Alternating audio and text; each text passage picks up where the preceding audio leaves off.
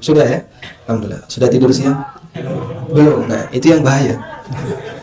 Udah kenyang, siang-siang belum tidur, adem. Masya Allah. Biasanya merem. Jadi tolong tes. Bismillah. Tolong jaga baik-baik staminanya, jangan sampai nanti ngantuk ya. Berkaitan dengan transaksi emas, ada satu peringatan yang pernah disampaikan oleh Ibnu Rushd. Ibnu Rushd ini pernah menyampaikan dalam Muqaddimat Al-Mumahhadat. Kata beliau, wa babus sarfi min adyaqi abwabir riba. Fatakhallusu min riba ala man kana amaluhu sarfu asirun illa liman kana min ahli al-wara' wal ma'rifah bima yahullu fihi wa yahrum minhu wa qalilum mahum. Kata Ibnu Rushd, transaksi emas dan turunannya berarti uang, merupakan kasus riba yang paling ketat batasannya. Sehingga untuk bisa bebas dari riba, bagi orang yang aktivitasnya melakukan transaksi sarf, bagi orang yang aktivitasnya transaksi uang, transaksi emas, dan seterusnya, asirun, itu sulit. Untuk bisa lepas dari riba, bagi mereka yang aktivitas sehari-harinya adalah transaksi emas, transaksi uang, itu sulit. Illa liman kana min ahlil wara', kecuali orang yang memiliki sifat wara' wal ma'rifah bima yahullu fihi wa yahrumu minhu, kecuali orang yang punya sifat wara' dan dia tahu mana yang halal, mana yang haram. Lalu kata beliau, wa qalilum mahum, dan betapa sedikitnya orang yang seperti ini. Ini satu peringatan yang disampaikan oleh Ibnu Rushd, dan nampaknya apa yang beliau sampaikan bisa kita lihat dalam realitas sekarang, di mana orang itu tidak peduli lagi tentang riba nasi'ah, riba fadl berkaitan dengan tukar menukar emas dengan emas atau tukar menukar emas dengan uang. Baik. Sehingga kalau Anda ingin berkecimpung dalam dunia transaksi emas, baik jual beli emas atau ingin memperdagangkan emas, maka pastikan syarat pertama harus wara'. Syarat yang kedua, kenal halal haram. Kira-kira di tempat kita ada yang memenuhi nggak kayak gini? Wara', kenal halal haram. Wah, itu kayak siapa ya Pak Ustadz ya? Mungkin seperti ya Ustadz Irwandi lah. Itu baru yang boleh transaksi emas. Kalau yang dibawa kayak gini, peluang ribanya besar. Yang kata Ibnu Rushd, takhallus minar riba ala man kana amalu sarfu asir. Untuk bisa bebas dari riba bagi orang yang kerja di dunia seperti ini sulit. Seperti di lembaga keuangan, perbankan. Kemudian mereka yang jual beli emas, toko emas dan seterusnya. Itu cukup sulit untuk bisa lepas dari yang namanya riba. Baik. Selanjutnya, transaksi emas dalam fikih muamalah. Dalam kajian fikih muamalah, emas ini salah satu komoditas ribawi, sehingga dia mendapatkan perhatian khusus dari Nabi SAW. Mengingat emas merupakan benda ribawi yang paling banyak ditransaksikan oleh masyarakat. Karena itu Nabi SAW banyak memberikan arahan mengenai cara transaksi emas agar tidak melanggar riba. Nah, kita nanti akan sebutkan beberapa hadis yang menyebutkan tentang akad transaksi emas. Di artikel yang kami siapkan ada berapa ini? Ya, kurang lebih 7 hadis dengan riwayat yang berbeda berkaitan dengan masalah transaksi emas. Dan ini menunjukkan bagaimana perhatian yang diberikan oleh Rasulullah SAW agar jangan sampai orang itu terjebak dalam riba. Jadi begini, hukum asal praktek muamalah itu apa, Pak? Mubah. Hukum asalnya mubah. Apakah Nabi SAW menciptakan skema akad? Jawabannya tidak. Nabi SAW tidak menciptakan skema akad. Sehingga Rasulullah SAW tidak menciptakan akad, tidak membuat akad. Tapi yang beliau lakukan adalah memberi batasan akad. Sehingga akad emas itu sudah ada sejak zaman jahiliyah. Tapi kemudian beliau kasih batasan. Yang kayak gini tidak boleh, yang seperti ini dilarang. Beliau tidak membuat bagaimana skema akad, tapi beliau membatasi akad yang sudah berlangsung di masyarakat. Dan seperti itu yang dilakukan oleh Nabi SAW dalam masalah muamalah. Beliau hanya mengajarkan aturan dan batasan, tapi beliau tidak mengajarkan metode dan model akad. Karena untuk masalah metode dan model dikembalikan kepada urf masyarakat masing-masing. Sehingga mau pakai model A, model B, model C silahkan. Tapi yang penting jangan melanggar aturan. Nah, sekarang kita lihat hadisnya. Hadis pertama, saya akan sebutkan secara ringkas biar nanti Bapak Ibu bisa mencatat sebagai panduan. Hadis dari Ubadah bin Samit. Hadis dari Ubadah bin Samit. Rasulullah Shallallahu Alaihi Wasallam pernah bersabda, "Adzhab bidhahab, mithlan bimithlin, wal fiddah bil fiddah, mithlan bimithlin, wat tamru bit tamri, mithlan bimithlin." Emas dengan emas harus sama kuantitas, perak dengan perak harus sama kuantitas, kurma dengan kurma harus sama kuantitas. Lalu beliau mengatakan, "Faman zada aw izdada faqad arba." Siapa yang memberi tambahan atau minta tambahan, berarti dia melakukan akad riba. Masya Allah.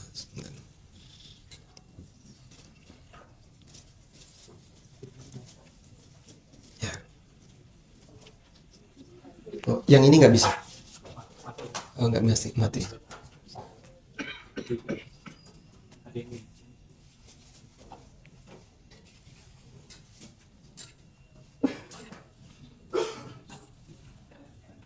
Coba kita fokus dulu ya.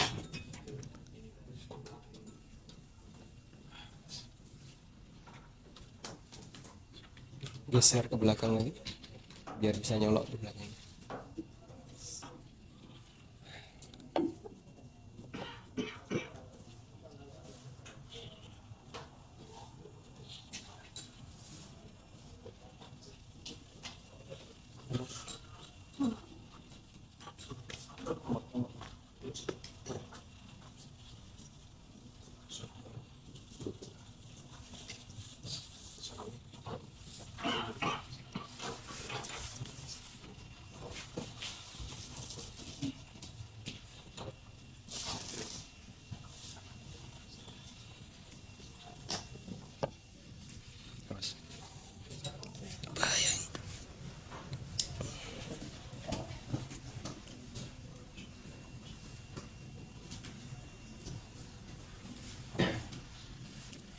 Bisa nyala?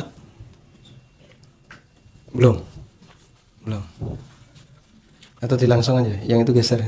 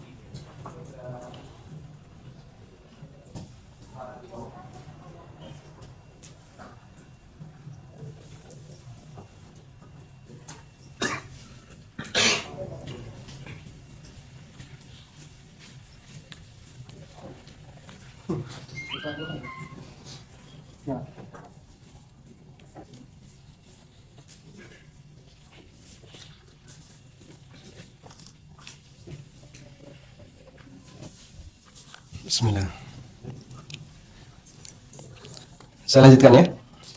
Hadis Ubadah bin Samit, Nabi SAW menyebutkan emas ditukar dengan emas harus sama kuantitas, perak dengan perak harus sama kuantitas. Siapa yang memberi tambahan atau minta tambahan, berarti dia telah melakukan transaksi riba. Selanjutnya beliau mengatakan, bi'udz dzahab bil fiddah kaifa syi'tum yatan biyatin. Silakan kalian transaksikan emas dengan perak sesuai yang ingin kalian lakukan. yadan biyadin, dari tangan ke tangan, alias tunai. Wa bi'u syair bitamri kaifa syi'tum yadan biyadin, silakan kalian transaksikan kurma dengan gandum selama dilakukan secara tunai. Baik, ini panduan pertama yang diberikan Nabi Shallallahu Alaihi Wasallam. Nah, sudah? Sebentar dulu. Nah, atau anu aja, semua share screen aja. Dipenuhi share screen-nya. Yang belakang bisa ngelihat ini nggak? Nggak bisa. Yang bisa lihat bapak-bapak ya. Nggak apa-apa ya. Nah, ini bisa lihat? Terbaca nggak? Ya, mohon maaf karena yang bayari makanan kan bapak-bapak.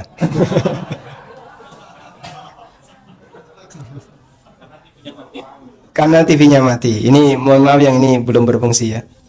Jadi biar bisa sampai ke belakang ditaruh depannya. Insya Allah nanti kita share untuk materinya. Baik, jadi kata kunci dalam hadis ini, Rasulullah SAW masih bimbingan. Ketika benda ribawi itu ditukar dengan yang semisal, maka wajib sama kuantitas. Ketika beda jenis, boleh beda kuantitas, namun wajib tunai. Satu. Hadis kedua sekarang. Dari Umar bin Khattab radhiyallahu anhu, beliau Nabi SAW bersabda, emas dengan emas itu perak, emas dengan emas itu riba. Adzhab bidzahab riban, emas dengan emas itu riba, illaha waha, kecuali hak waha. Waha itu nyah nyoh kalau bahasa Indonesia. Dari tangan ke tangan. Yadan biyadin. Tapi ungkapan yang diberikan Nabi SAW, ha waha. Dari tangan ke tangan. Kalau nggak kayak gitu, riba. Selanjutnya, hadis dari Malik bin Aus bin Hadatsan. Beliau bercerita, pengalaman beliau ketika mau menukarkan uang dan beliau tawarkan kepada sahabat yang lain. Ada beberapa sahabat yang sedang duduk bareng. Di situ ada Umar bin Khattab, ada Thalha bin Ubaidillah. Lalu tiba-tiba Malik bin Aus ini datang. Aku datang dan aku sampaikan. Mayyastarifud darahim, siapa yang mau menukarkan uang dirhamnya? Faqala Thalha bin Ubaidillah. Lalu Thalha bin Ubaidillah mengatakan, wa huwa inda Umar bin Khattab, dan dekat beliau ada Umar bin Khattab. Arina dhahabaka, coba tunjukkan mana emasmu.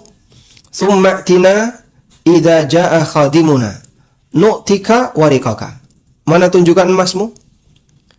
Nanti kamu datang lagi. Jika nanti pembantu saya sudah datang, aku akan berikan perakmu. Faqala Umar bin Khattab, lalu Umar bin Khattab mengatakan, kalla, tidak boleh seperti itu. Wallahi la tu'tiyannahu warika, demi Allah kamu harus segera berikan perak itu kepadanya. Aw la taruddanna ilaihi dhahabah, atau kamu kembalikan dulu emasnya.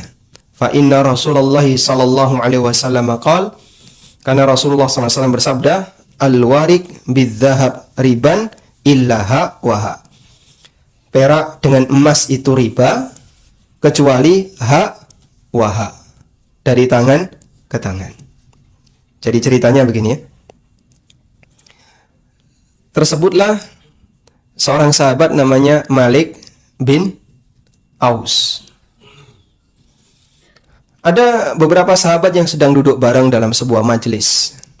Di situ ada Umar, ada Thalha bin Ubaidillah. Datanglah Malik bin Aus ke kerumunan sahabat ini. Beliau membawa emas. Emas itu apa?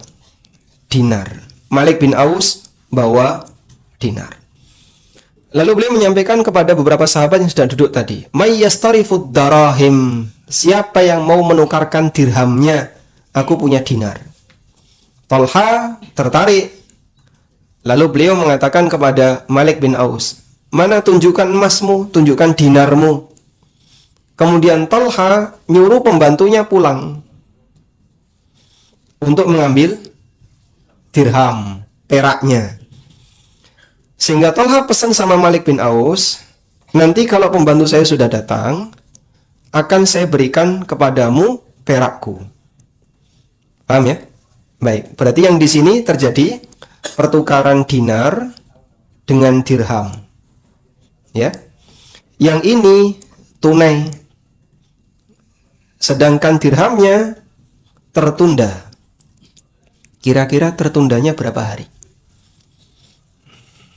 Kira-kira tertundanya berapa hari, Pak? 30 menit. Berapa kilo itu cara? Beliau nyuruh pembantunya pulang. Rumah Tolha di mana, Pak? Ya di Madinah. Kejadiannya di mana? Di Madinah. Kira-kira macet nggak, Pak? Nah. Jadi kalau seperti ini saja, ketika ketahuan Umar bin Khattab dilarang, kalla, tidak boleh seperti itu. Kau kembalikan dulu dinar itu, atau kau serahkan dirhammu sekarang. Karena aku mendengar Rasulullah SAW bersabda, emas dengan perak, kalau dipertukarkan harus hak wa hak. Hak wa hak artinya apa tadi? Dari tangan ke tangan. Sehingga kalau sekarang ada yang bilang, Pak, emas itu langka, Pak. Jadi kita kalau transaksi di gerai Antam, itu top up hari ini, dapatnya mungkin 3 hari lagi, 2 hari lagi, 1 hari lagi. Sehingga selisih hari. Itu kalau ketahuan Umar kira-kira diapain? Jadi beliau melarang yang seperti ini. Dan sampai Umar radhiyallahu anhu mengatakan, kembalikan, atau kalau enggak, kamu terkena riba. Baik, ini hadisnya sahih riwayat Bukhari Muslim. Dan hadis ini yang paling sering kita jadikan sebagai acuan. Kita lihat bagaimana sahabat saling mengingkari antara satu dengan yang lain ketika mereka transaksi emas dengan perak namun tidak tunai. Baik. Selanjutnya hadis dari Abul Minhal, ulama tabi'in. Abul Minhal seorang tabi'in ini pernah bertanya kepada sahabat Al-Barra bin Azib dan Zaid bin Arqam mengenai transaksi sarf, yaitu jual beli emas dengan perak.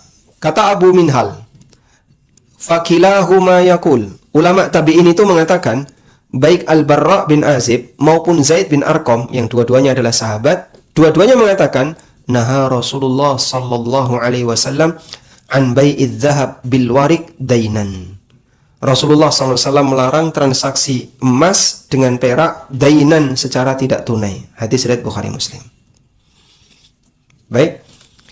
Hadis berikutnya dari Abu Sa'id Al-Khudri radhiyallahu anhu. Nabi SAW mengatakan, la tabi'udz dzahab bidzahab. Janganlah kalian menjual emas dengan emas kecuali mislan bimithlin, sama kuantitas. Wala tushiffu. Tushiffu bermakna wala tazidu. Jangan nambahi. Sehingga 5 gram, ya ini harus 5 gram. Tidak boleh ada tambahan. 5 gram ya 5 gram. Kalau ada tambahan, riba. Wala tazidu ba'daha ala ba'din. Jangan nambahi satu dengan yang lain. Wala tabi'ul warik bil warik. Perak dengan perak ketika ditransaksikan harus sama kuantitas. Dan jangan kalian tambahi. Wala tabi'u minha ghaiban binajizin. Dan janganlah kalian menjual yang tidak ada, maksudnya yang tertunda, dari keduanya dengan yang hadir. Jangan mentransaksikan yang satu ada di tempat, yang satunya besok. Yang satu sekarang, yang satunya nyusul nanti. Hadis sahih riwayat Bukhari Muslim.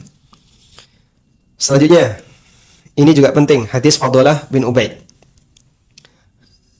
Sahabat Fadhalah bin Ubaid radhiyallahu anhu pernah bercerita, Ishtaraitu yawma Khaybar kiladatan.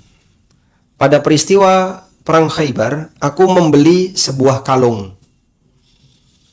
Bithna asyara dinaran, dengan harga 12 dinar. Terjadi telah transaksi 12 dinar ditukar dengan sebuah kalung emas. Begini. Selanjutnya, fiha dhahabun wa kharzun. Dalam kalung itu ada emas dan permata, ada manik-maniknya. Fafassaltuha, lalu aku pisahkan antara emasnya dengan permatanya.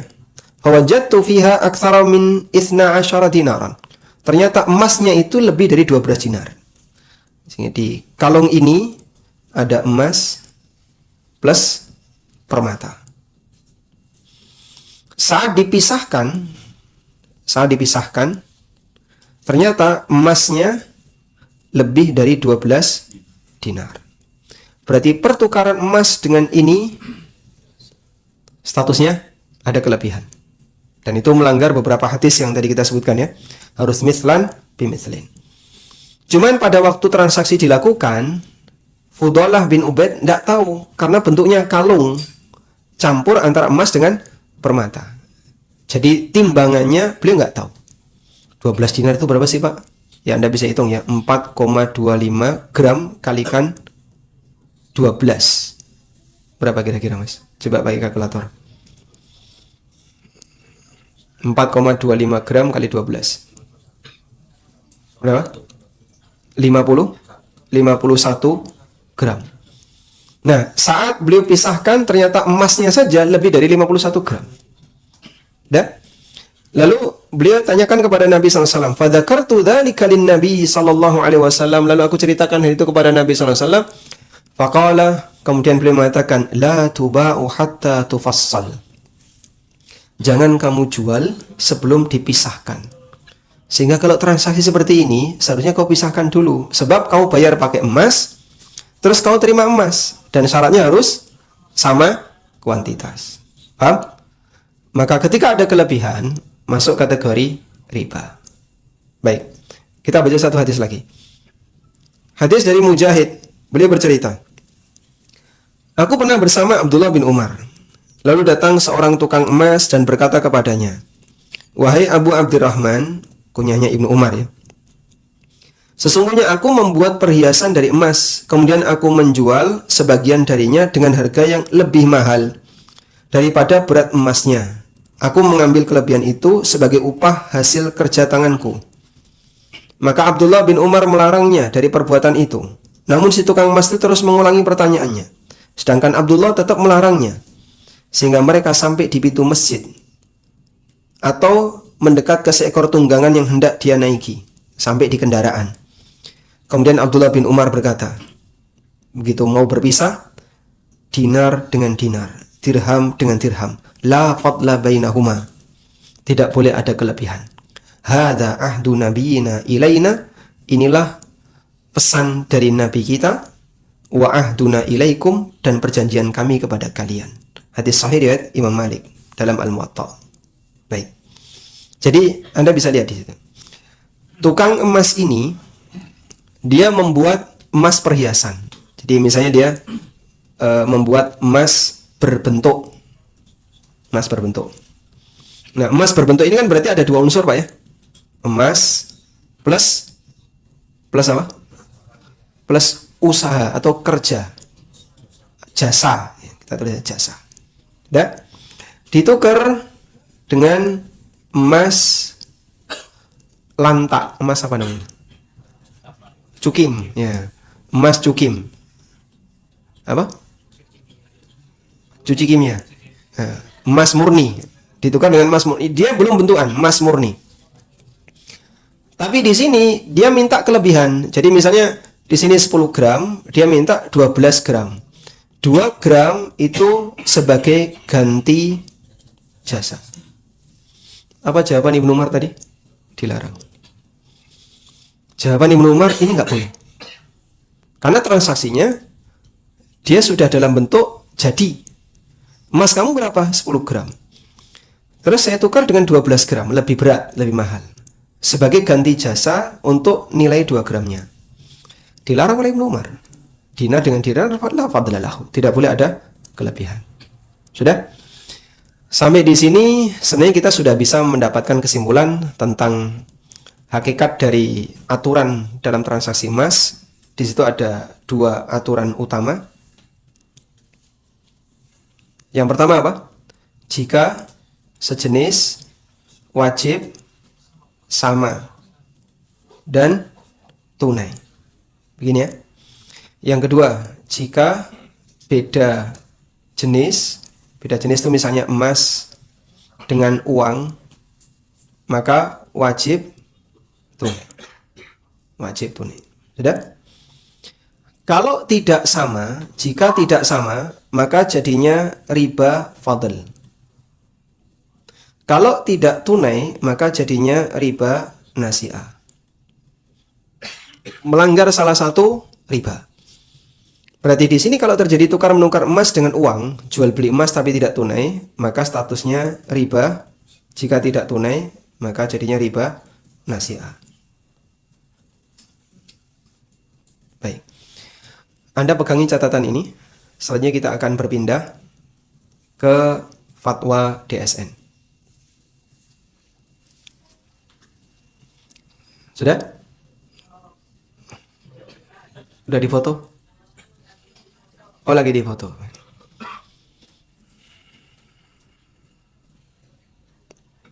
Sudah ya? Baik, sekarang saya akan beralih ke kajian tentang fatwa DSN. Dalam fatwa DSN tentang jual beli emas tidak tunai, apakah seperti ini diperbolehkan? Dalam hal ini ada dua pendapat yang disebutkan oleh DSN. Sebenarnya ada beberapa pendapat, tapi yang dominan dua ini.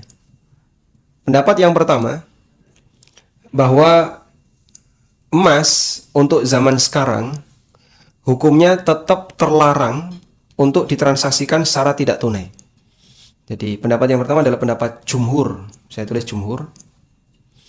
Emas adalah benda ribawi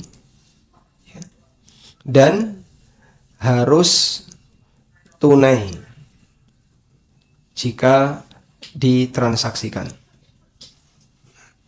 Ini pendapat jumhur ulama. Sehingga emas dulu dan emas sekarang statusnya sama. Sama-sama benda ribawi yang jika ditransaksikan harus tunai. Udah? DSN tidak menggunakan pendapat jumhur ini. Dan di fatwa itu beliau menyebutkan pertimbangan pendapat yang kedua. Pendapat kedua menyebutkan bahwa emas ada dua. Pertama, emas yang musawwag, emas yang berbentuk. Emas berbentuk. Berbentuk itu yang jadi perhiasan. Berbentuk seperti kalung, gelang, dan seterusnya. Ya, pakai bahasa sederhananya saja, seperti perhiasan. Untuk emas jenis seperti ini, emas yang berbentuk, bukan lagi alat tukar. Statusnya bukan alat tukar. Dan karena itu, bukan benda ribawi. Bukan benda ribawi. Dan konsekuensinya tidak wajib dizakati karena dia bukan alat tukar. Selanjutnya boleh ditransaksikan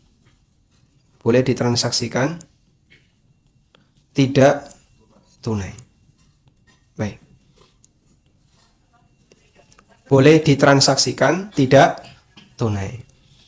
Ditransaksikan tidak tunai itu dengan cara kredit, kemudian pembayaran tertunda, dilakukan transaksi secara online, dan seterusnya. Nah, bisa dipahami ini? Baik. Dan yang berpendapat seperti ini, di antara ulama yang menonjol adalah Ibnu Taimiyah, Ibnu Qayyim, dan Syekh As-Sa'di. Baik. Sekarang kita lanjutkan. Yang kedua, emas yang tidak berbentuk, emas cukim, ya, emas murni. Emas murni. Murni itu berarti yang tidak berbentuk. Baik bentuknya emas yang balokan, koin, lantak, atau yang lainnya. Ya, kalau gambaran seperti kita ya, emas antam. Itu masuk kategori yang kedua. Karena kalau yang pertama ini harus berbentuk, seperti cincin, gelang, kalung, anting, dan seterusnya. Kemudian yang kedua adalah emas murni. Untuk emas murni, tetap sebagai alat tukar dan berstatus benda ribawi. Karena itu wajib dizakati.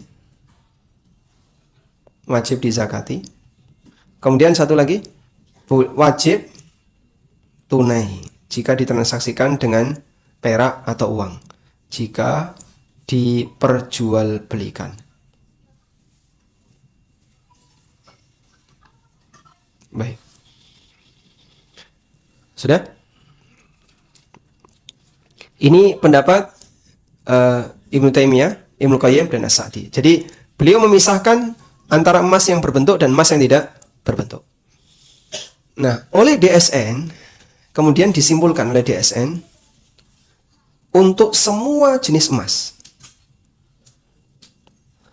tanpa memperhatikan apakah itu berbentuk maupun tidak berbentuk, semua jenis emas bukan lagi benda ribawi, bukan lagi alat tukar, tidak wajib, kemudian boleh ditransaksikan secara tidak tunai.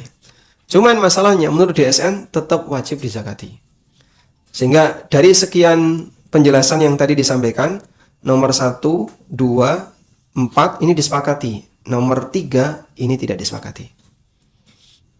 Paham? Jadinya tidak linear. Kalau mau linear, ketika dia dikeluarkan dari benda ribawi, maka seharusnya tidak dizakati. Tapi kalau DSN tetap wajib dizakati, namun tidak lagi berlaku sebagai alat tukar dan bukan benda ribawi, karena itu boleh ditransaksikan secara tidak tunai. Baik. Kita menghargai perbedaan pendapat semacam ini. Namun tugas kita ketika menemukan perbedaan pendapat adalah fa in tanaza'tum fi syai'in farudduhu ila Allahi war Rasul. Kalau kalian berbeda pendapat dalam urusan apapun, kembalikanlah kepada Allah dan Rasulnya. Sehingga kita tidak boleh berprinsip pilih yang paling gampang aja lah. Nanti kalau benar kan kita dapat pahala. Kalau salah yang nanggung dosa ulamanya. Tidak bisa kayak gitu ya. Nggak ada ceritanya ketika terjadi perbedaan pendapat kita bebas pilih pendapat. Dan tidak ada ceritanya kalau yang kita pilih salah yang nanggung dosa ulamanya. Kalau seperti itu berarti jadi orang yang bodoh agama lebih aman. Karena kalau salah dia bebas dosa. Sehingga kita kasih motivasi kepada masyarakat, jangan pernah belajar agama dan jangan pernah punya cita-cita jadi ulama karena berbahaya, beresiko ya. Mending jadi orang awam saja.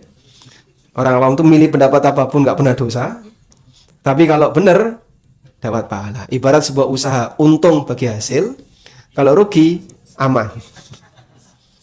Ya nggak bisa kayak gitu. Apapun pendapat yang kita pilih nanti akan dipertanggungjawabkan di kiamat, di hari kiamat, di akhirat. Selanjutnya kita akan coba melakukan tarjih dari pendapat yang tadi disampaikan. Kira-kira yang lebih mendekati yang mana? Alasan mengapa Syekhul Islam Ibnu Qayyim menjadikan emas perhiasan itu bukan benda ribawi adalah karena emas yang sudah jadi perhiasan bukan lagi alat tukar. Itu alasannya. Begitu ya. Sehingga karena dia bukan alat tukar, maka statusnya sama sebagaimana benda yang lain. Seperti piring, gelas, ya, dan benda-benda yang lain.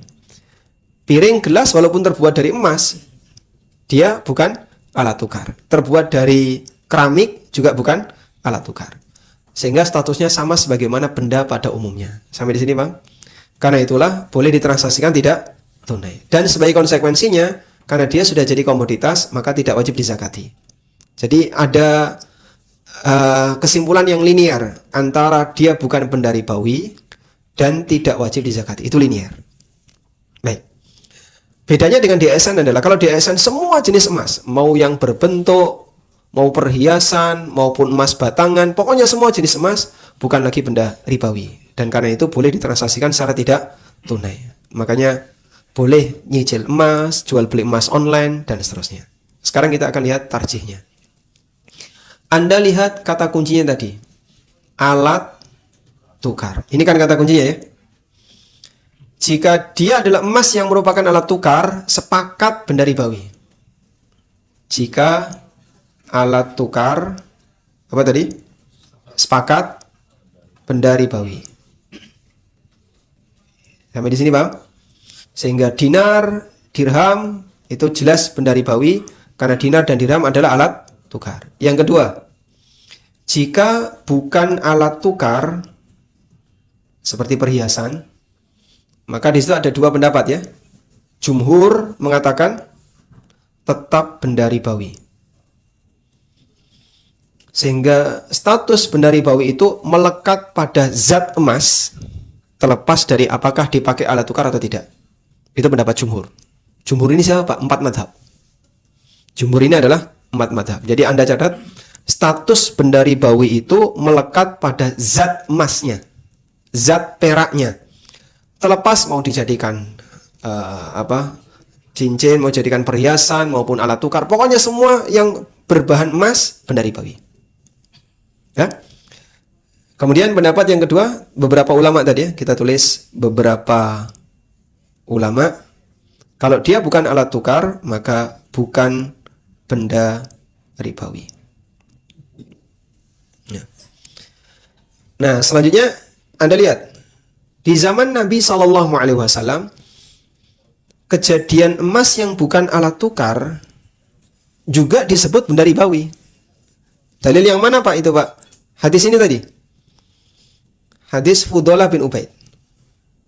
Aku membeli kalung pada peristiwa Khaybar seberat 12 dinar. Kalung emas tapi ada campuran manik-maniknya seberat 12 dinar. Ketika dipisahkan ternyata emasnya lebih banyak daripada 12 dinar. Oleh Nabi SAW kemudian dilarang. Kalau kau mentransaksikan ini harusnya dipisahkan dulu agar tahu beratnya.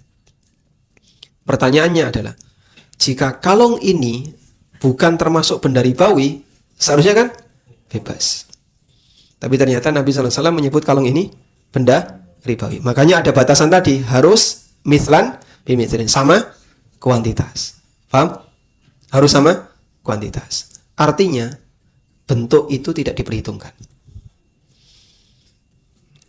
Hadis Fudalah bin Ubaid dengan tegas menyebutkan bahwasanya mau berbentuk kalung, mau berbentuk perhiasan yang lain tidak diperhitungkan. Yang penting pokoknya dia emas, dia benda ribawi. Sehingga Fudalah bin Ubaid dikasih peringatan oleh Nabi SAW, la tuba hatta tufassal. Jangan kau jual sampai kau pisahkan. Jangan dijual benda itu, kalung itu sampai dipisahkan. Ya. Dalil yang lain adalah cerita yang disampaikan oleh Mujahid, orang yang bertanya kepada Ibnu Umar. Orang ini bertransaksi emas berbentuk ditukar dengan dinar atau dirham, ditukar dengan mata uang yang bentuknya dinar, koin. Oleh orang ini, saya menjual emas saya seberat 10 gram, tapi saya minta dibayar 12 gram. Selisih 2 gram itu adalah kerajinan yang aku lakukan. Tapi oleh Ibnu Umar, beliau mengatakan, dinar dengan dinar, dirham dengan dirham, la fadla bainahuma, tidak boleh ada selisih. Sehingga wajib sama kuantitas. Artinya, perhiasan tadi tetap berstatus sebagai apa? Benda ribawi. Bisa dipahami insyaallah? Ya, sehingga dalil ini bagi kami sudah cukup untuk menjadi hakim dalam perbedaan pendapat berkaitan dengan masalah apakah emas itu benda ribawi atau tidak. Anda lihat di posisi di mana Nabi SAW memberikan arahan kepada Fudalah bin Ubaid untuk tetap memisahkan kalung dengan manik-maniknya agar bisa diketahui beratnya. Walhamdulillah. Pas, tehnya udah datang, kajian selesai. Baik, jadi mungkin sampai di sini sebagai materinya. Semoga apa yang kita bahas ini bermanfaat. Untuk selanjutnya kita coba sambung dengan diskusi, barangkali bisa menambah beberapa pengayaan di akhir sesi. Wassallallahu ala nabiyyina Muhammadin wa ala alihi wa sahbihi wasallam. Ada yang mau disampaikan? Tidak ada? Ada pertanyaan Ustaz, banyak baik, banget. silakan dibacakan. Di sini aja Ustaz Afan.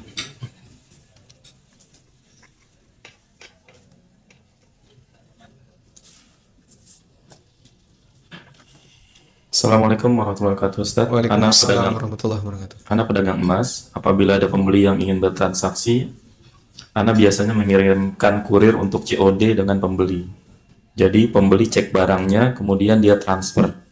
Kadang kurir Ana menunggu, kadang pulang duluan. Kebetulan Ana selalu menjual kepada teman-teman yang kenal saja. Apakah hal ini diperbolehkan Ustaz? Jazakallahu khairan. Baik. Saat kita bertransaksi emas, dalam posisi kita tidak bisa ketemu langsung dengan konsumen atau tidak bisa ketemu langsung dengan penjual. Metode apa yang bisa digunakan? Ada 2 metode ya. 1, menggunakan wakil. 2, menggunakan 2 proses. Menggunakan 2 proses akad. Baik, kita jelaskan dulu yang pertama, menggunakan wakil. Menggunakan wakil contohnya gimana, Pak? Seperti kurir tadi. Ini berarti menggunakan wakil. Saya sebagai penjual emas, teman saya di Depok sebagai pembeli. Lalu saya minta kurir saya, tolong kirimkan emas ini ke si A yang ada di Depok. Udah? Begitu ketemu, maka dilakukan yadan biadin. Emas dan uang diserahkan dalam satu majelis. Udah? Uangnya boleh nggak langsung ke saya? Langsung transfer ke rekening saya. Jadi tidak diterima oleh kurir saya. Ya? Boleh atau tidak? Boleh. Kenapa boleh? Yang penting kan diserahkan ketika emas itu udah datang. Masalah uang ini diserahkan ke dia atau diserahkan ke saya, bebas. Yang penting uang itu dibayarkan saat emas itu datang. Sehingga tangan dia melepas uang, tangan dia menerima emas. Paham? Baik. Di saat itulah terjadi yadan biadin. Emas dengan uang tertransaksikan dalam waktu yang sama. Maka kurir cukup menyerahkan saja, dia tidak menerima uang. Ini cara yang pertama. Bisa juga uangnya dititipkan ke kurir, terus nanti kurir ngasih ke saya. Seperti ini sah-sah saja. Yang kedua, cara kedua adalah dengan dua proses akad. Proses akad pertama itu titip. Proses akad pertama titip. Proses akad kedua transaksi. Akad pertama titip. Berarti emas itu saya titipkan kurir. Terus sampai di tempat A, dititipkan di A.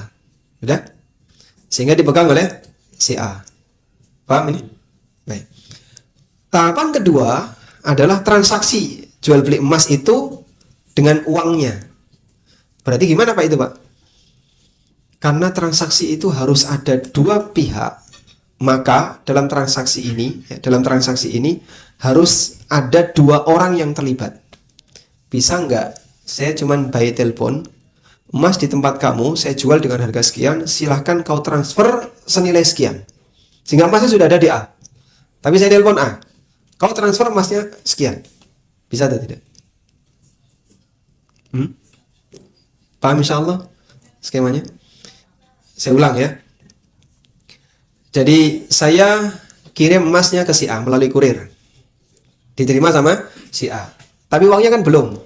Status emas ini dipegang si A sebagai barang titipan. Sudah? Malam harinya kita janjian, nanti jam 8 ya. Oke, jam 8 saya telepon A. Emasnya sudah ada di tempat kamu. Sekarang kita transaksi. Sudah? Maka saya transaksi dengan A melalui telepon secara online. Kemudian dia siapkan untuk mentransfer sejumlah uang. Sudah? Emasnya sudah ada di dia, terus dia terima, lalu uangnya ditransfer ke saya. Boleh atau tidak?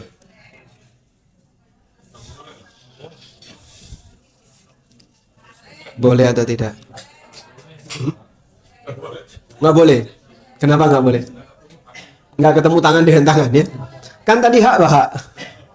Boleh. Kenapa boleh?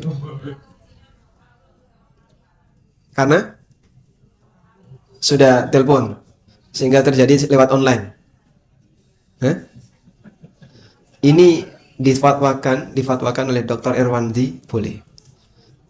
Jadi Al-Ustaz Dr. Irwandi hafizahullah, beliau membolehkan praktek seperti ini. Sehingga boleh dengan skema emas itu ditaruh di konsumen, titip dulu, ya. Setelah diterima oleh konsumen sebagai barang titipan, terus ditransaksikan secara online. Sehingga emas dengan uang dilakukan secara tunai. Terus kalau secara pribadi gimana Ustaz? Ya bukan dalam rangka ngoreksi, tapi begini ya. Andaikan saya mengirim orang untuk berada di sana, sehingga jadi wakil saya bertransaksi, tidak ada masalah. Karena ketika saya ngirim orang, tolong dong kamu datang ke si A. Nah, maka posisi wakil saya ini ngambil kembali emasnya. Sehingga status si A bukan orang yang saya titipi emas. Karena emasnya sudah diambil oleh wakil. Sudah? Selanjutnya ditransaksikan. Tapi kalau emas itu masih berada di tempat si A, dan si A masih menerima sebagai titipan, berarti si A kan wakil saya. Ya. Orang yang saya titipi, dia akan jadi wakil bagi saya untuk memegang emas itu. wakil bertransaksi dengan dia sendiri. Ini yang kalau dalam istilah mazhab Syafi'i disebut ittihadul qabil wal mujib. Antara ijab dan qabul orangnya sama. Aku jual emas ini, langsung saya berubah, baik aku beli emas ini. Dia antara yang ijab dan yang qabul orangnya sama. Ini kalau dari sisi ada ketidakcocokan dalam pendapat tadi. Ya meskipun kami tetap menghormati pendapat beliau hafizahullah yang mengatakan seperti ini tidak masalah, yang penting pokoknya emas sama uang ada di tempat dan terjadi dalam waktu yang sama. Terjadi perpindahan dalam waktu yang sama. Wallahu a'lam. Baik. Ustaz, walaupun sebelum menitipkan itu sudah tanda kesepakatan harga tapi belum akad. Nah, sekarang kalau misalnya kesepakatan harganya pagi. Terus transaksinya sore, tukar menukarnya sore. Kita telepon-teleponan misalnya, harga emas pagi ini berapa? Per gram 3 juta. Oke ya, saya minta 10 gram. Dikunci. Cuman nanti serah terimanya nanti sore. Nanti kita COD-an pas di Ajiat Resto. Nah, misalnya. Nah, boleh nggak kayak gitu? Jika demikian, berarti akad dilakukan dalam posisi tidak ada uang dan emas. Akad ketika dilakukan, barang tidak ada, duitnya tidak ada. Jadinya tidak ada apapun yang diakadkan. Dan akad itu yang mana? Paginya atau sorenya? Hah? Paginya atau sorenya? Deal-dealannya pagi. COD-nya sore. Akadnya yang mana? Pagi atau sore? Baik, saya tanya ya. Ibu-ibu pesan ke temennya, pesan jajan A, B, C. Deal-dealannya malam. Pesan ini. Oke, siap, besok saya sediakan. Berapa duitnya? Sekian.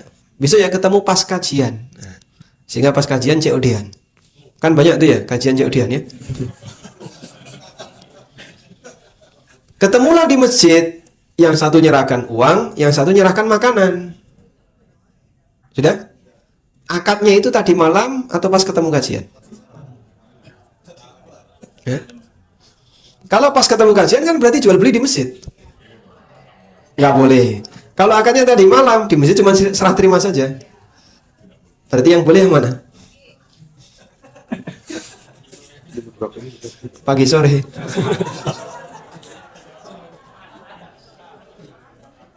Akadnya yang mana? Pas paginya atau malamnya? Ya, saat dealnya itulah akadnya. Sedangkan sorenya itu serah terimanya. Ada akad, ada serah terima. Maka saat akad, kata kuncinya harus yadan biadin. Jika ketika akad tidak yadan biadin, ya nggak berlaku. Begitu? Oleh karena itu kalau misalnya pagi harinya ngunci harga, berarti sorenya dibatalkan saja yang pagi tadi. Sekarang sorenya diulang, akad baru dengan harga sesuai kesepakatan. Mau ngikuti pakai kesepakatan pagi juga nggak masalah, pakai harga baru juga boleh. Wallahu a'lam. Ya, Ustaz. Bismillah. Assalamualaikum Ustaz. Waalaikumsalam warahmatullahi. Izin bertanya tentang hukum cicil emas di bank syariah. Mereka dari pihak bank menginformasikan bahwa transaksi ini halal. Tapi saya masih belum paham ilmunya, jadi ragu. Mohon penjelasannya Ustaz. Jazakallahu khairan. Baik. Asar jam berapa? Udah asar. Mau sekarang atau setelah asar? Salatnya di sini? Atau gimana? Di sini bisa dipakai salat. Nah, baik. Nanti kita salat jamaah di sini ya. Tayyib. Bagaimana skema cicil emas yang ada di bank syariah? Model cicil emas yang ada di bank syariah itu ada banyak bentuknya. Pertama, ada yang bentuknya kayak gini. Nasabah store uang ke bank tapi dikonversi dalam bentuk catatan berat emas.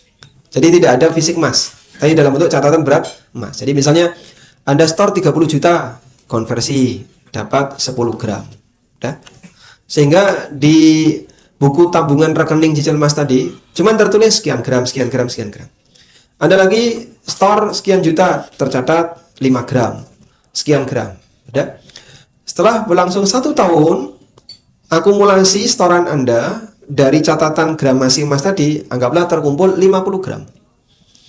Jumlah setoran yang Anda berikan dalam bentuk rupiah, misalnya senilai 150 juta. Anda dapat 50 gram. Emas naik nih, per gram 5 juta. Dari 50 gram jadi berapa? 175 misalnya. Sehingga duit Anda dulu yang Anda setorkan 150 juta, Anda dapat 175 juta. Dicairkan dalam bentuk rupiah. Ada kelebihan dalam waktu 2 tahun. Kelebihan ini apa kira-kira? Karena sebenarnya tidak terjadi transaksi emas apapun. Di situ cuma pencatatan saja. Hanya pencatatan, tapi tidak ada fisik emas. Sehingga yang terjadi adalah nabung duit, terima duit dengan nilai yang lebih besar, tapi pakai hedging emas. Hedging emas ini yang membuat duit kita jadi naik. Sehingga duit kita jadi bertambah. Dan ini statusnya riba utang piutang. Hukumnya apa, Pak? Ya sebagaimana riba jahiliyah, yaitu riba utang piutang. Ini praktek pertama. Praktek yang kedua, orang cicil emas, dia store berapapun dicatat oleh bank sampai terakumulasi misalnya dapat 50 gram. Nah, nanti kalau ditarik harus dalam bentuk emas. Bank akan menyediakan 50 gram. Kalau mau dalam bentuk fisik, bayar 300.000 untuk biaya cetak. Boleh atau tidak ini, Pak? Nah, ini kembali kepada tadi. Kalau dia pakai pendapat DSN, boleh. Karena jadinya jual beli emas tidak tunai. Dan hukumnya oleh DSN diizinkan. Tapi kalau kita pakai pendapat jumhur, ini masuk kategori riba nasi'ah. Karena uang lebih dulu, emasnya menyusul. Wallahu a'lam. Ya, dari Ahmad satu lagi nih Ustaz. Assalamualaikum Ustaz. Waalaikumsalam warahmatullahi. Mohon bertanya, apabila saya dititipkan untuk menjual emas perhiasan, harga yang diinfokan ke teman yang menitip ke saya, apakah boleh termasuk fee-nya atau jasanya? Karena untuk menitip jual, apakah fee-nya harus disebutkan atau boleh semua harga laku emas plus fee-nya, tapi fee-nya tidak disebutkan, Ustaz? Syukran, Ustaz. Jadi emasnya dibawa oleh beliau. Iya, dia dititipkan untuk menjual emas. Dititipi temannya untuk menjual emas. Iya. Nah, sebenarnya skema titip seperti ini sama sebagaimana titip motor, titip mobil, dan seterusnya.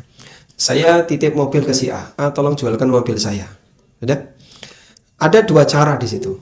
Seperti yang dijelaskan dalam Sahih Bukhari. Cara pertama, saya tetapkan harga mobil ini untuk konsumen. Mobil ini tolong jual ke konsumen, maksimal harganya 150 juta, jangan lebih dari itu. Nanti kamu saya kasih sekian persen. Ini cara yang pertama. Cara yang kedua, saya beri kebebasan kepada beliau. Pokoknya saya terima 100. Nanti terserah kamu. Kok dia berhasil menjual 150, maka yang 100 juta store ke saya, yang 50.000 jadi punya dia. Laku 100 juta 50.000. Gitu ya. Sehingga dia berhak untuk mengambil margin sesuai yang dia inginkan. Maka yang dititip emas tadi juga boleh seperti itu. Dititipi misalnya emas 5 gram. Terus ada dua skema. Pemilik emas menetapkan harga konsumen. Yang kedua, pemilik emas memberikan kebebasan bagi yang dititipi untuk menjual ke konsumen harga berapapun. Dan dia boleh ngambil margin di situ. Kalau yang kedua ini diizinkan, sehingga misalnya pemilik emas bilang, pokoknya saya terima 15 juta lah, terserah kamu. Kita berhasil menjual 17 juta, maka yang 2 juta jadi milik kita. Begitu? Baik. Yang penting saat transaksi harus yadan biadin, sehingga saat emas diserahkan, uangnya juga diserahkan dalam waktu yang sama.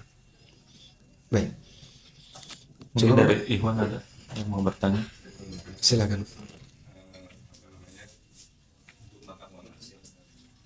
Mata uang asing? Ya, transaksinya seperti yang emas tadi, artinya deal-dealannya itu pagi gitu, terus tapi Serah uangnya terimanya itu ready nanti sore gitu, Ustaz. Nah, jadi apa namanya, misalnya beli US dollar gitu ya, transaksi jam berapa, biasanya jam 9 atau jam 10 kan gitu ya. Nah, tapi uangnya itu fisiknya nanti sore diambilnya gitu. Nah, kan tadi seperti mungkin seperti emas tadi ya, kita transaksi di sore. Tapi kadang-kadang money changer itu mensyaratkan alasannya itu untuk ngelok harga, saya disuruh misalnya kasih DP atau tanda jadi gitu. Boleh nggak seperti itu, Ustaz? Kalau seperti itu realitanya harus ada DP dulu, kemudian ngelok harganya di waktu pagi, terus nanti fisiknya sore. Kalau kayak gini jelas riba nasi'ah. Ini jelas riba nasi'ah. Sehingga yang boleh gimana? Yang boleh ya kalau konvensional biasa ya, ketemu langsung uang misalnya dolar dengan rupiah seketika. Sehingga harganya adalah harga saat uang itu dipertemukan. Namun kalau misalnya pinginnya pokoknya ngelok dulu ya. Kalau ngelok dulu berarti Anda akadnya di waktu pagi, serah terimanya sore. Dan ini riba nasi'ah. Kecuali begini, baik saya titip dulu rupiah saya. Ya, kayak model tadi. Titip rupiah misalnya senilai 100 juta. Udah, kita masukkan 100 juta. Nanti akadnya kapan? Sore. Kalau masalah harga kan sebenarnya ikut kesepakatan. Mau harga lock pagi, lock siang, lock malam, terserah. Yang penting pokoknya harus tunai dari tangan ke tangan. Kalau model titip dulu, misalnya 100 juta saya transfer pagi. Karena ini titip, berarti uang itu belum jadi hak milik pembeli atau pemilik dolar. Sehingga nanti ketika di tengah jalan, misalnya saya nggak jadi, tolong 100 juta kembalikan. Tidak boleh ada potongan. Karena statusnya titip. Kemudian kalau mau dilanjut, berarti saya ngirim orang nih. Untuk datang ke sana, titipan kami bawa, sekarang kita transaksikan dolar dengan rupiah. Kalau mau seperti itu ya silakan. Jadi untuk memastikan kita serius mau menukar dolar dengan rupiah, kita titip uang dulu. Wallahu a'lam.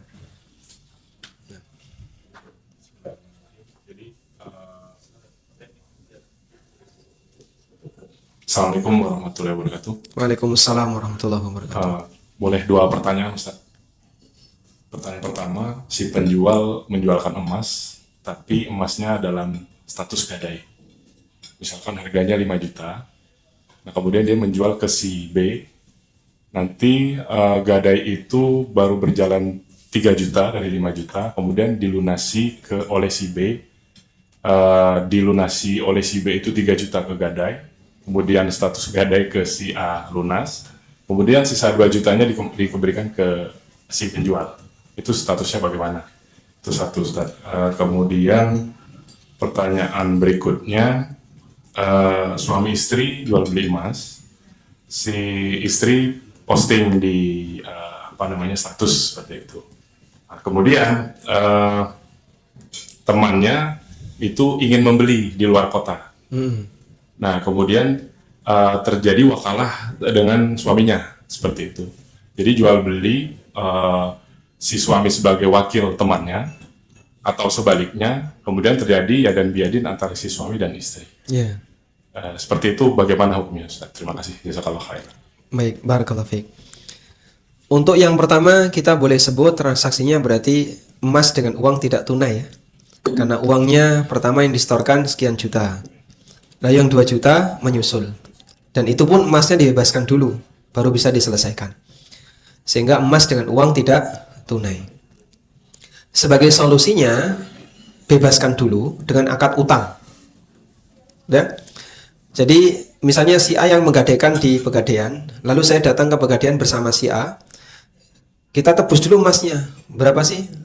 Kemarin utang saya kurang 3 juta. Nah, kita bayarkan 3 juta, emasnya bisa keluar. Selanjutnya kita transaksi emas. Berapa harga emas ini? 6 juta. Saya bayar 6 juta. Terus emasnya saya terima. Dah. Sekarang kamu bayar utangmu ke saya. Sehingga utang dulu, baru transaksi emas. Untuk yang kedua, boleh nggak sih suami dijadikan sebagai wakil konsumen? Atau istri dijadikan sebagai wakil konsumen, lalu bertransaksi? Kalau dalam mazhab Syafi'iyah, wakil orang lain itu tidak harus di luar lingkaran keluarga. Sehingga mau suami, istri, saudara, anak, bapak, dan seterusnya boleh. Maka seseorang boleh menjadi wakil bagi orang lain untuk bertransaksi dengan saya, walaupun wakil ini adalah anggota keluarga saya. Paham? Baik, sebagai contoh misalnya, saya penjual emas, maka saya suruh adik saya atau anak saya, kamu jadi wakil konsumen saya. Dia transfer uang itu ke adik saya atau ke anak saya, terus kita transaksi. Dalam mazhab Syafi'i ini boleh, karena wakil tidak harus di luar lingkaran keluarga. Tapi kalau dalam mazhab Hambali ada tambahan. Wakil tidak boleh orang yang dalam lingkaran keluarga. Karena syaratnya harus orang yang persaksiannya bisa diterima. Paham? Persaksian bisa diterima itu kayak gini. Kalau saya berkasus yang jadi saksi adalah anak saya, nah itu tidak bisa. Karena kalau anaknya yang jadi saksi pasti akan membela. Sehingga saksi harus orang lain, tidak boleh yang ada dalam lingkaran satu keluarga. Nah, orang yang persaksiannya tidak diterima seperti ini nggak boleh jadi wakil orang lain, karena kita dianggap seperti satu badan. Jelas insya Allah? Tapi insya Allah pendapat yang lebih mendekati ya, bukan syarat wakil harus seperti itu. Beda antara perwakilan dengan persaksian. Wallahu a'lam. Walhamdulillah. Gimana Pak? Cukup? Sekarang jam 3.24. Cukup ya? Nah, mungkin itu yang bisa kita bahas. Semoga bermanfaat. Insya Allah masih bisa ngejar untuk sholat di masjid atau di musola di bawah. Wassallallahu ala nabiyyina Muhammadin wa ala alihi wa sahbihi wa sallam. Wa akhiru da'wana anil hamdulillahi rabbil alamin. Wassalamualaikum warahmatullahi